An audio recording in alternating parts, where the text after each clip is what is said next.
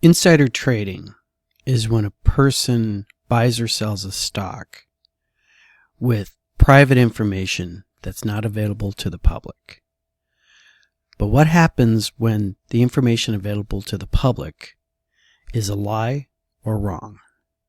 On today's Unnamed Real Estate Podcast.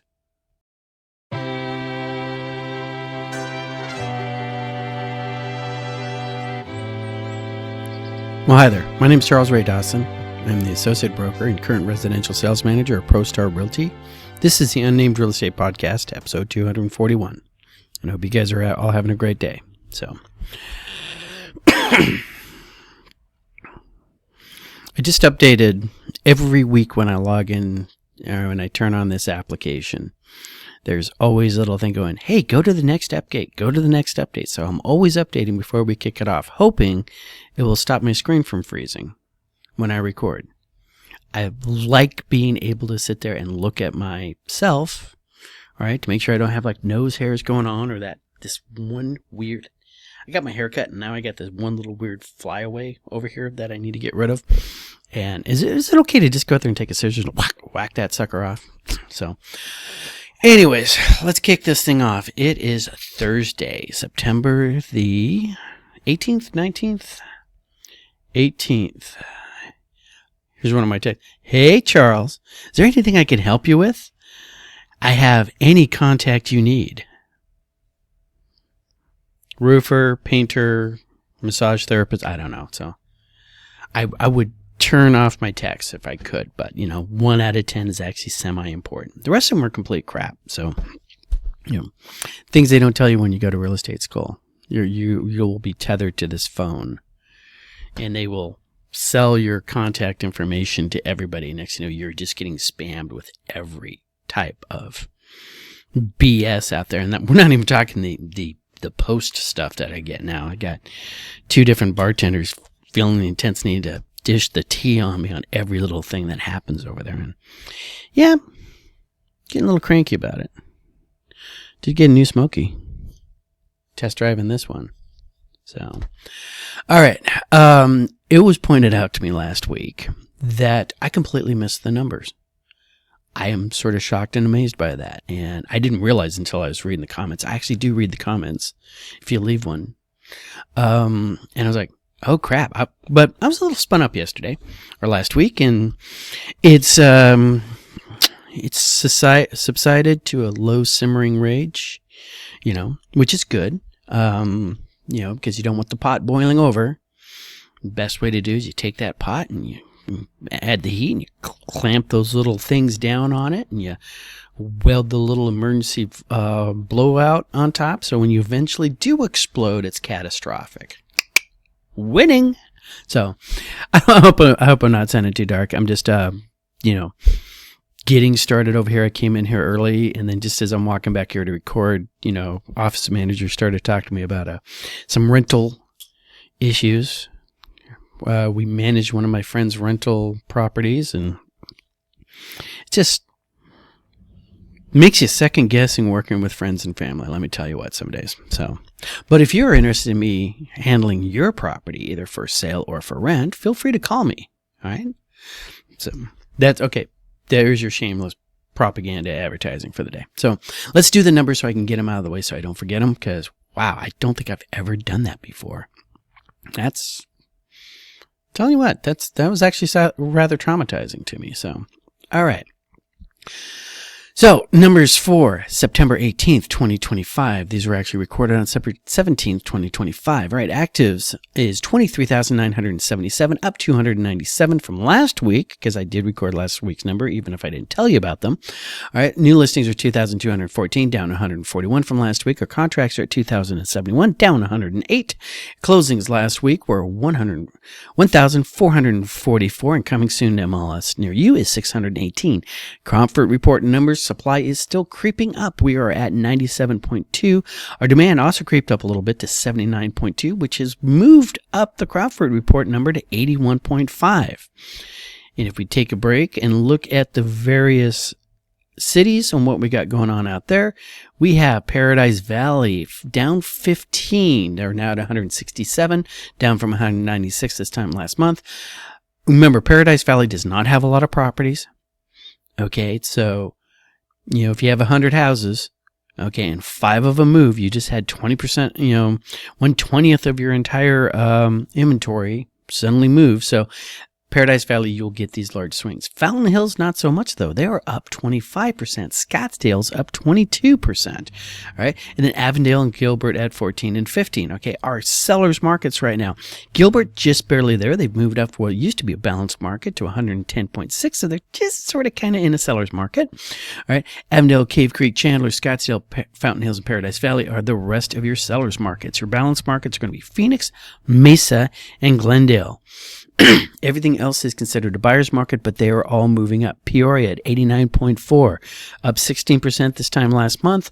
That means they're probably going to, if they haven't already, remember this was done on September 11th and September the 18th today. All right, we'll be getting this chart out later today, usually right after I publish it. Cromford Report suddenly takes my information, uses it to adjust their stuff, and then they'll throw it up there, which means Peoria has probably moved into a balanced market at this point. Tempe, Goodyear, Surprise, Queen Creek, Buckeye are all going up there, although they are still in a buyer's market, and Maricopa is still falling. Our losers, we talked about Paradise Valley. Glendale, down 3, still, they might be moving into the, now they got room. They got room. They can go, keep dropping at that rate for quite some time before they hit a buyer's market. But Maricopa, hey, what's going on down in Maricopa? Let's talk about the big news, okay? And our big news boils down to we got a quarter of a point interest rate cut yesterday from the Fed. Some people were hoping for half. No, we got 2 bits, dude. That 2 bits is a form of monetary measurement. All right, there were 8 bits to $1. All right, so 2 bits is a quarter for you guys all under the age of 50 who don't know these things.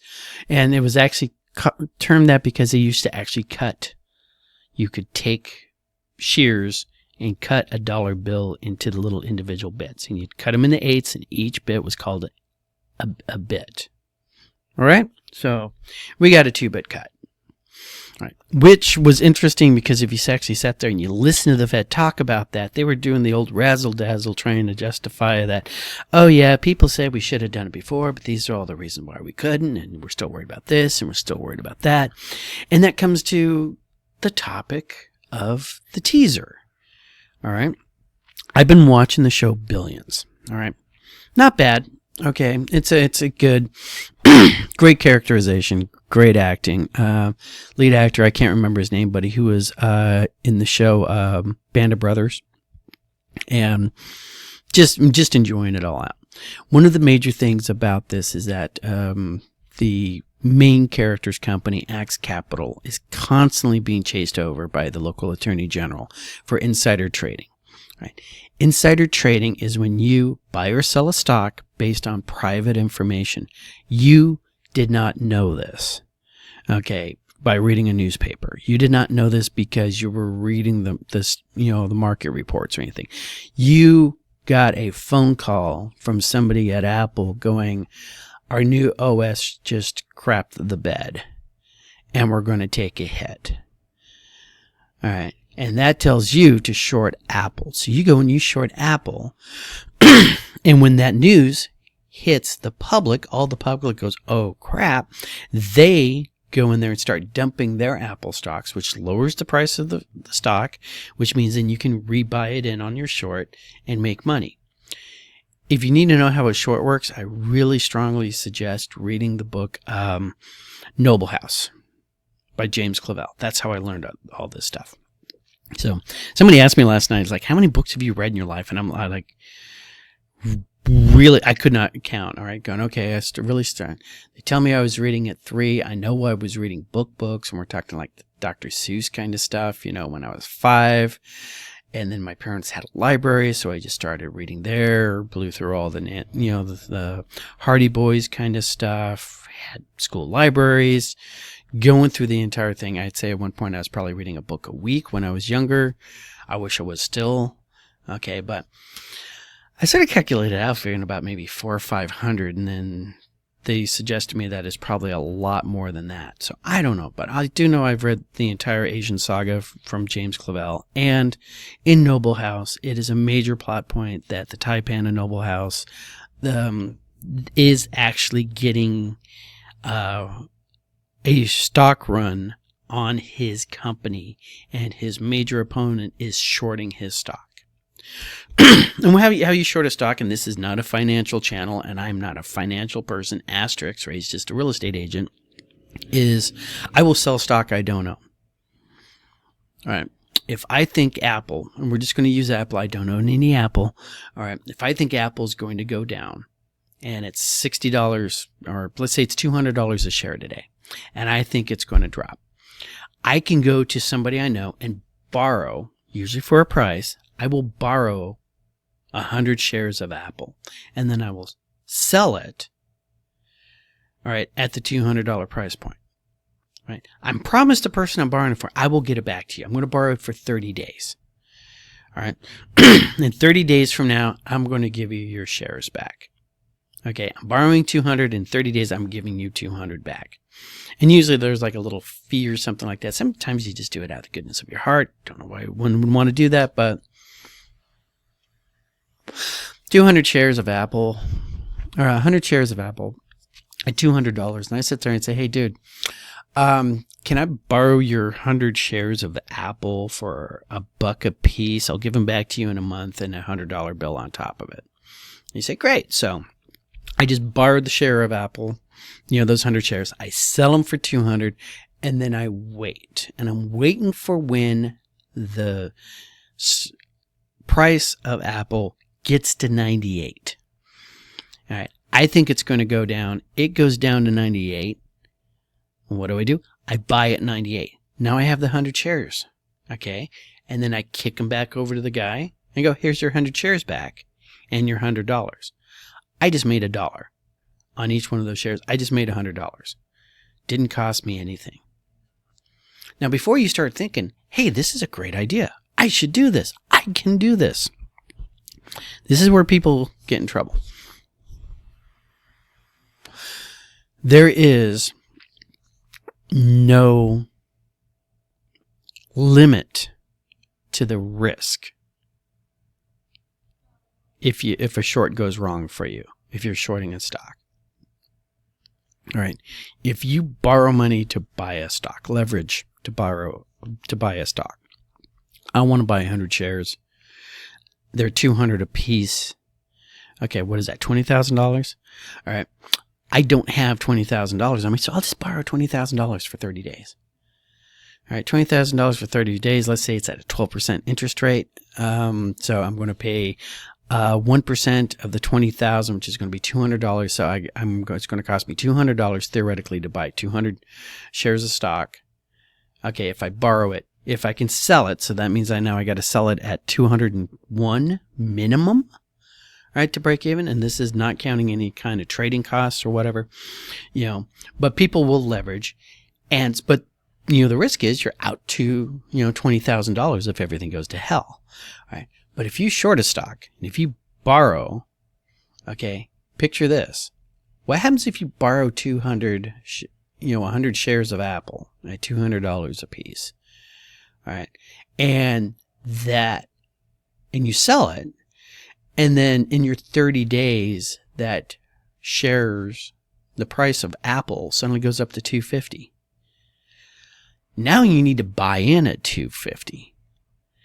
All right, which means you got to go up and come up with $250 times 100, $25,000. You need to come up with $25,000. And if it went through the roof, like completely through the roof, you can get in a lot of trouble.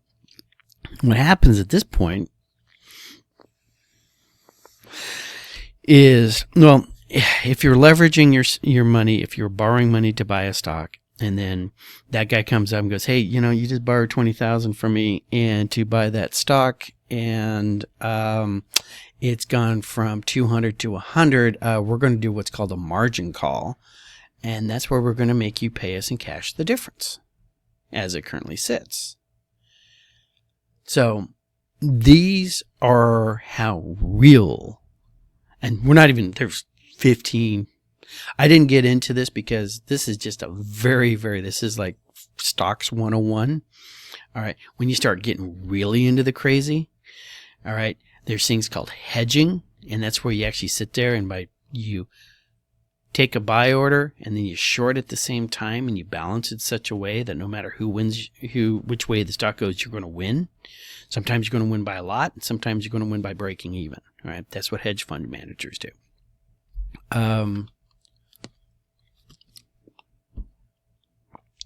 Where am I going with all of this? Over the course of the last week or two, I've noticed a lot of things. All right, and one of my favorite authors, his name is Larry Correia. He writes a book called Monster Hunters International. And he got into a kerfluffle in the science fiction fantasy scape, all right, when he started calling out the fact that the Nebula Awards, for best science fiction, was pretty biased and had been hijacked by an ideology. And you were not able to win one of these awards unless you followed the ideology of the people who were giving out this award. And he called BS on it, and basically the hate and discontent started focusing on him. And he came up with this concept. People would come onto his pages and his fan pages and everything else and start bashing him. He goes, oh, no. His fans would say, oh, no, you're not talking about Larry Correia. You're talking about Straw Larry. All right. And Straw Larry is this imaginary guy, and he's an asshole. All right, yeah, we all agree. Straw Larry is a terrible, horrible person who needs to die in a fire. All right, but the author, Larry Correia, is actually a pretty cool guy. All right, we saw the same thing happen with Charlie Kirk. I'm trying not to jump on the Charlie Kirk bandwagon, but it's sort of people come up to me and say, "Oh, I heard he was this terrible, horrible person," and I say, "No, that's Straw Charlie." All right, go actually listen to what he says. Listen to the words coming out of his mouth, not what a third party has reported to you came out of his mouth.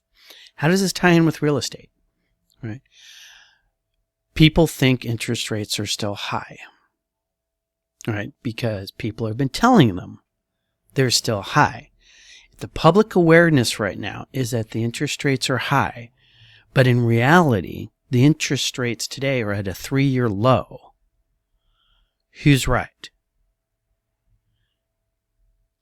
And this is what I believe is one of the biggest differences between the haves and the have-nots. All right.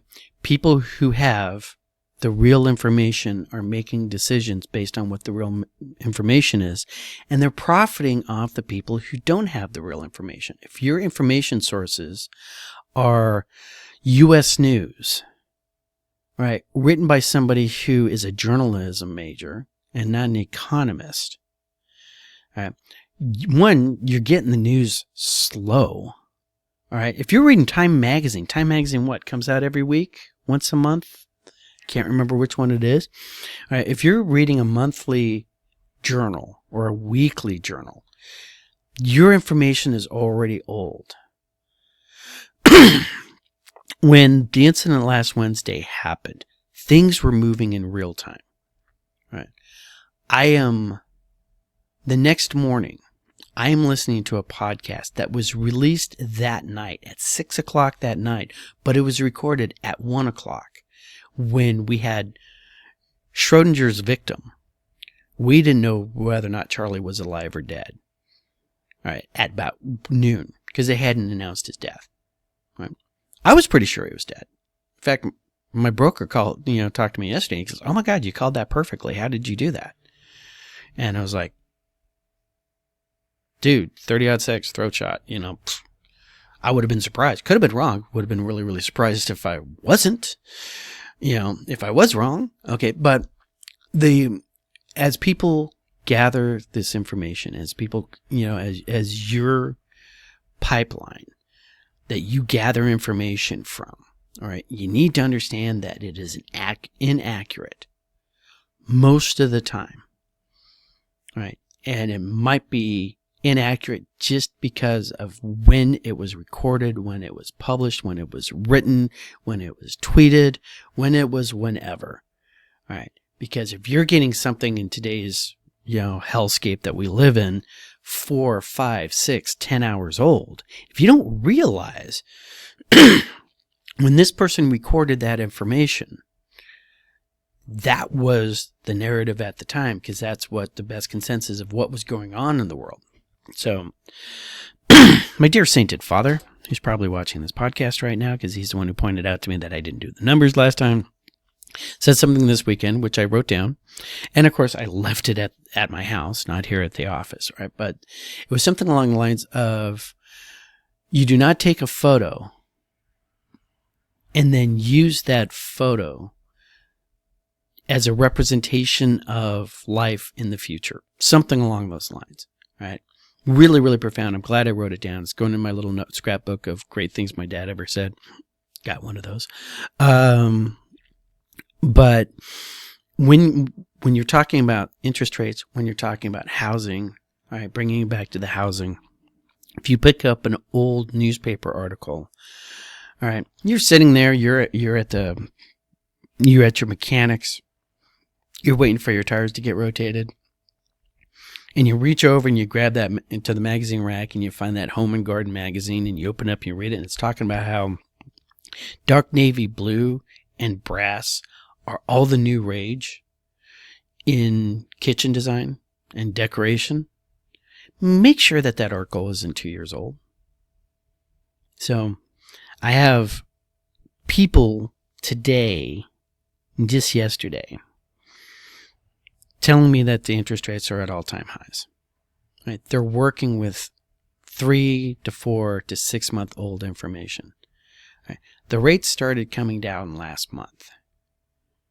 The rates were coming down last month. If you had asked me in real time, I would have told you this is what the rates. The last number I saw was yesterday, right? Which was 6.2. Actually, 6.2 was this morning, all right, in a news article that was written, okay, and published yesterday. I saw another one at 6.18. All right, where with any degree of accuracy I can say we're in the low sixes. All right, we're in the bottom end of the sixes, but we haven't hit fives. That doesn't mean that you can't hear somebody out there who's going to have gotten a 5 in the last 3 or 4 weeks. All right, but there's other things that happen to get you an interest rate in the 5s, and that's called buying it down with points. All right, so when you get the information out there that says our average right now is 6.2, all right, remember, average, we covered the difference between average and median, all right, last week. Always remember, we're always going to be hearing these things a little bit late, and it's always going to be inaccurate, and it's always going to be filtered, all right, by whatever mechanism is decided that's the particular information you need to hear. All right. Just like people out there, good people who honestly think Mr. Kirk was the living embodiment of Satan, all right, because they've received information through their channels, all right, that led them down that path. Other people out there who just, who think the Jews got them. So,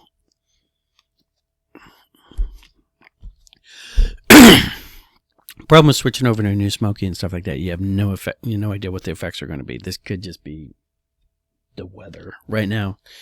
I just washed my car 2 days ago, but of course means it's going to rain today. But so these are things you need to be really important from when you're looking at buying or selling a house. If you're looking at being in real estate, all right, at all, okay, you need to have a good, firm understanding of the numbers. You need to have trustworthy sources, and you need to vet them constantly to make sure that the person that you're treating as, word that comes from Ray's lips is like a burning bush on a mountain. We take it 100%, and then I get hit in the head, all right, lose half my IQ, so suddenly I'm like a normal person, all right? You might not want to give me that kind of credibility like you do right now, all right? Take everything I say with a grain of salt, all right? Because as you can see last week, a little spun up, forgot like one of the basic, most important things on my podcast is running those numbers, right? And I could be working off of bad information myself. There's just to wrap this up, there was a meme that popped up on my Facebook. Actually, what I'm going to do is I'm going to attach it at the very end of the credits. You guys do know I have an after credits image that pops up, right? When you hear the music, choke through the 25 seconds of the music, read the credits, and I always have an image on the back. All right, and it had to do with getting your information from memes and doing your own research. The phrase itself, doing your own research, has gotten such a bad rap lately. All right, because people discredit other people's sources, and you can't just say, "Hey, it's my understanding that this," and somebody will go, "Do you have the receipts? Sources, whatever." And they're suddenly trying to get you into this huge, justifying every sentence. Well, you said that the Volvo 245 station wagon DL in 1975 had a midnight blue paint scheme. But did it really? What's your sources? Oh, you drove one and that was your first car? That's just anecdotal evidence. That's just your lived experience. Is it really? Those kind of people. Keep those people out of your life. They're annoying. But as we go through, when you make these really big major life decisions about what party to vote for, what politician to follow, who to marry, all right, vet your sources. Make sure you make the best informed decision you possibly can, all right? And your life will probably go through a little bit better for you. Because I've noticed one thing. People look at the numbers, okay? Why? Let me show you this chart real quick again, one more time. Why is Paradise Valley, Fountain Hills, Scottsdale, and Chandler still seller's market? Because those people who are buying understand I can buy at this interest rate. I can buy at this interest rate and refinance out because they're reading the magazines. They have the information knowing the rates are coming down today. Right? If you bought 6 months ago, you can refinance now and get today's rate after 6 months. And you weren't in the middle of a seller's market. Like these people down here in Maricopa, Buckeye, Queen Creek, Surprise, and Goodyear. Right? These are the cheaper houses. These are the have-nots, right? And the reason why they're not buying right now is because these people know they can refinance, and these people right here don't listen to my podcast.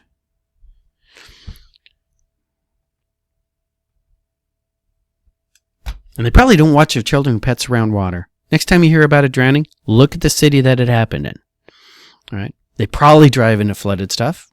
Rain's coming in. So when we were watching the 6 o'clock news and you're watching somebody getting airlifted off of their car in the middle of the Salt River, right? I do hope they work their circles because that's how you make your life better. And I really hope they call their mother. And I hope they have a good weekend, even if they are getting airlifted off a car in the middle of the Salt River. I'll talk to you guys later.